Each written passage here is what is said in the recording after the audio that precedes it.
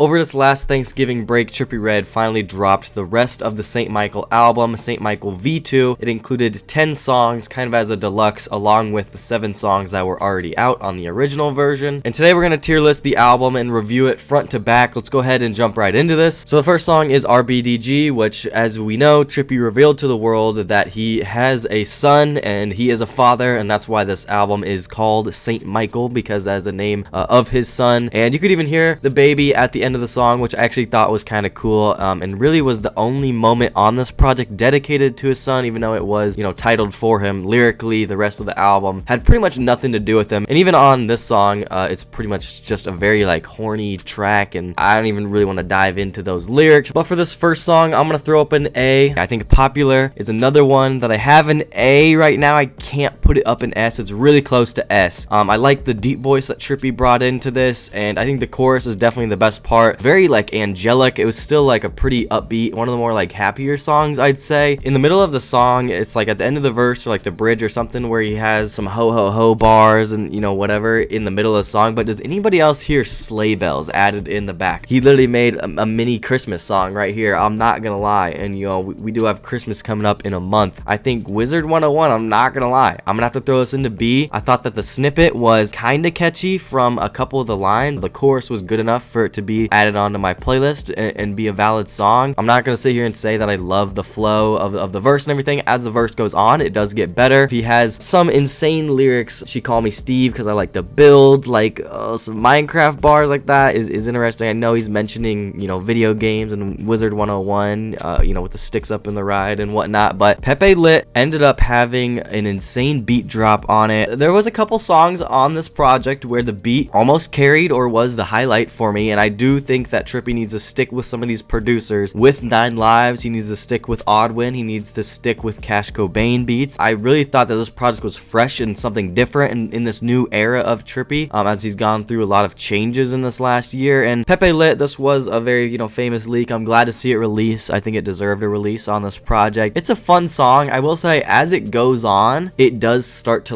die off, and I do think because how much I love that synth in the beat, I'm gonna have to give Pepe Lit a B. I think it's a cool track. Snail Shells is gonna be a C tier. I was disappointed with how short that this song is. This is probably my least favorite on the project. Trippie's chorus is alright. I'm glad that he was singing on it. The beat's pretty hard. I think it's got some bells in there. I was disappointed that Trippie didn't get a verse on this song. It would have made the song better in my opinion, but YTB Fat did alright.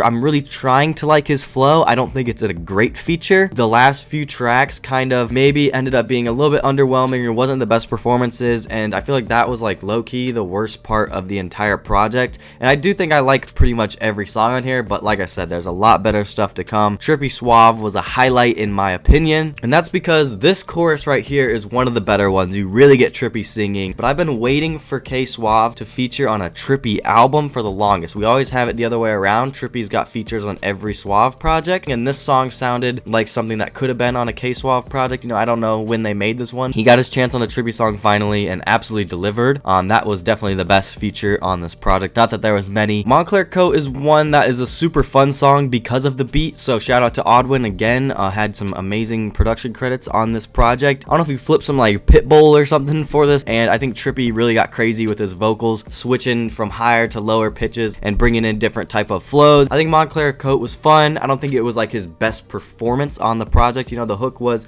a little bit repetitive on there. One thing that benefits this project is that every song is under 3 minutes and some even under 2 minutes, and so it makes a very rapid fire, fast paced album. Pray For Us is gonna be an S tier, and that might be one of my favorites on the project, top 1 or 2 for sure. You'd think with it being drill and everything, you'd want to match the energy and everything, but this is one of my favorite Trippie songs of the year. I'm not gonna lie. Favorite snippet going into this St. Michael era, post Love Letter to You 5, and Trippie sampling, and I've said this before, Trippie sampling has improved. I feel like he's using samples in a way where he's not trying to recreate a hit or make a TikTok catchy song like some artists do, but he's using it to benefit his own music, and he's showing his creativity along with it. And so I really like Pray For Us. There's so many good bars and one-liners in there. It's one of my favorite performances on this project. After that, Van Cleef Island, gonna have to be an S tier. Got that little Japanese type sample in there, very upbeat, fun and happy. Another incredible performance on Van Cleef Island. Again, nothing too serious on this project. He kind of just rapped about his usual fashion and clothes and bitches and cars and guns and whatnot. I do wish that he went in to detail with more things or told more stories. It is what it is. I think that's the only like slight thing that holds this project back. And this is the best part of the project in my opinion, because after that you have 1716 Osage, which is another banger song, and I actually just watched that Leonardo DiCaprio movie literally last night with the Osage tribe in there. I don't really know why he chose to call the song that. I have not figured it out yet. If there's one song to grow on me on this project, it's this one right here, especially on that last verse. I find it so fun how crazy his vocal inflections got. That little bitch thinks she funny, that's a knee snapper, knee snapper. The beat is very, upbeat again, and the production is great. Like I said, this is the best part of the project, so triple S tier on the last 3 songs. Okay Cool is up next. Trippie went pretty hard on this one. Short 2-minute,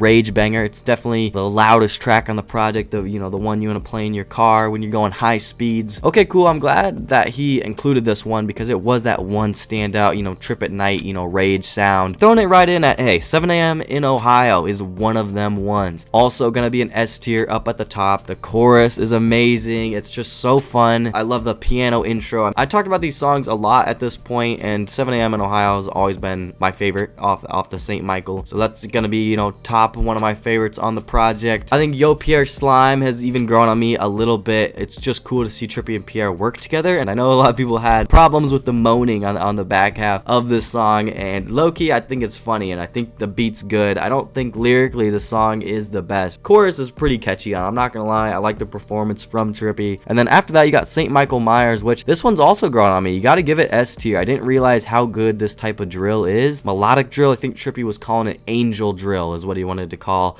a couple of these songs, and it was really cool to see him tap in this bag. I hope he's not done with this kind of drill sound and he could expand on it and make more songs like it. It'd be really cool to see. Such an amazing song, makes you like ascend to heaven, along with a Banks singing in the background, which I believe is just where he pulled the sample from. It's not really, like a feature. I think that Trippie just found a few bags and new styles of music for himself. He's always reinventing himself. You got to give him credit there. Those original 7 that I know I've talked about a million times at this point are really strong. That was an amazing project. That was very important for Trippie to come back with those 7 songs right there. Psychotic Lunatic was very interesting. I wish there was more of these type of songs. I'm gonna throw it in A tier. I like the environment of this song, kind of just laid back, just kind of rapping. There was definitely some Drake influence on here. You can't deny it on this project and in Trippie's music. This was one of the longer songs on there. I thought it was a pretty quality, laid back performance from Trippie. The beat kind of reminded me of a song off like Pegasus. It definitely sounds like it could have been from that era. I love on the back half of the song, when he's like, I'm out my mind, I think I'm crazy, and then crazy really gets like a spike and just has crazy like reverb on it. Almost sounds like something Travis Scott was doing on like Utopia. SDWL, She Don't Want Love, that's what that stands for, as he says in the chorus and repeats.